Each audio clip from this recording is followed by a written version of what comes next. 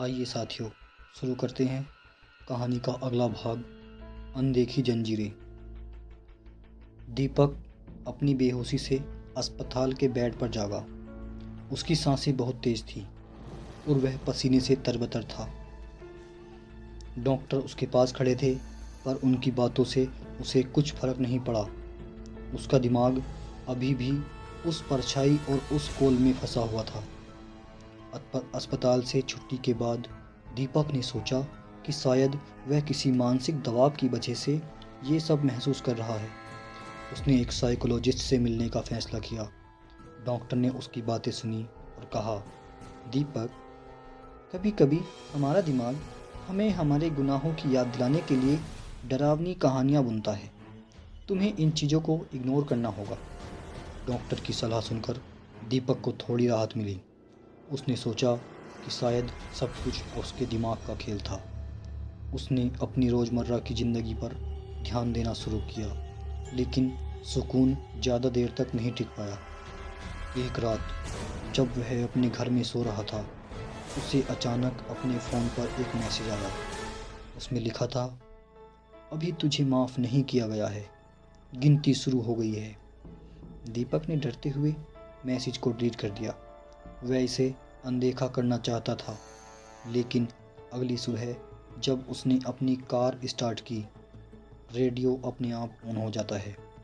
उसमें से एक आवाज़ आती है और वो कहती है, गुनाह का कर्ज कभी ख़त्म नहीं होता दीपक, तेरे पास बस 3 दिन बचे हैं।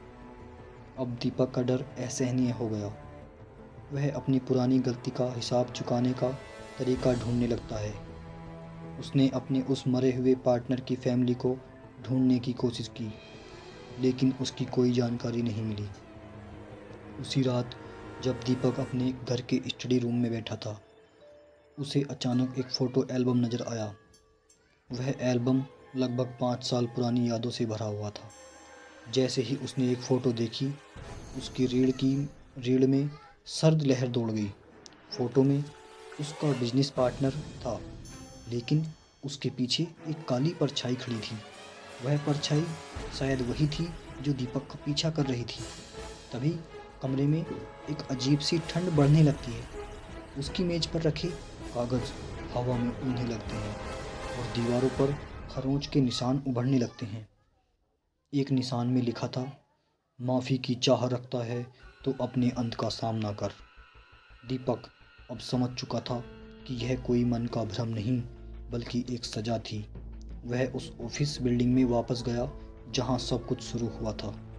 उसने वह बूथ फिर से देखा, लेकिन अब वह बूथ खंडर जैसा लग रहा था।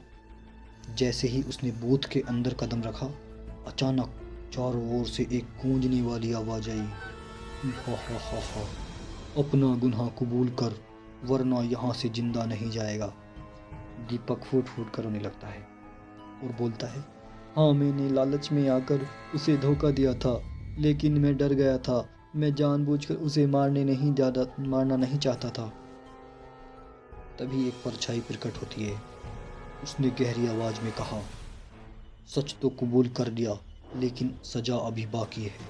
अब देख, जो तूने बोया वही तू काटेगा। अचानक से बूथ की दीवारें बंद होने लगती हैं और दीपक को लगा कि वह अंदर ही कैद हो रहा है। बाहर से आती परछाई की हंसी और गूंजती हुई आवाज़ें उसके कानों में भर गईं। अगली सुबह ऑफिस के कर्मचारी जब आए तो बूथ में दीपक का कोई निशान नहीं था, लेकिन बूथ के शीशे पर लिखा था, गुनाह मिटाया नहीं जा सकता। दोस्तों, क्या दीपक सच में ख़त्म हो गया या अब भी कहीं उसी की सज़ा को भुगत रहा है? यह कोई नहीं जान पाया, लेकिन उस दिन के बाद उस ऑफिस बिल्डिंग में कोई रात को रुकने की हिम्मत नहीं करता है। प्यारे साथियों, अंधकार में गुनाह कभी नहीं छिपते, वे अपनी सज़ा मांगने ज़रूर लौटते हैं। तो हमें कभी भी किसी भी तरह के गुनाहों से बचना नहीं चाहिए। वो सारे गुनाह हमारे किए हुए होते हैं और उनकी सज़ा हमें किसी न किसी रूप में भुगतनी ही होती है। दोस्तों, ऐसी ही और अधिक कहानी सुनने के लिए, ऐसी मज़ेदार और डरावनी कहानियों को सुनने के लिए हमारे चैनल को सब्सक्राइब करें और इस वीडियो को लाइक करें। Thank you.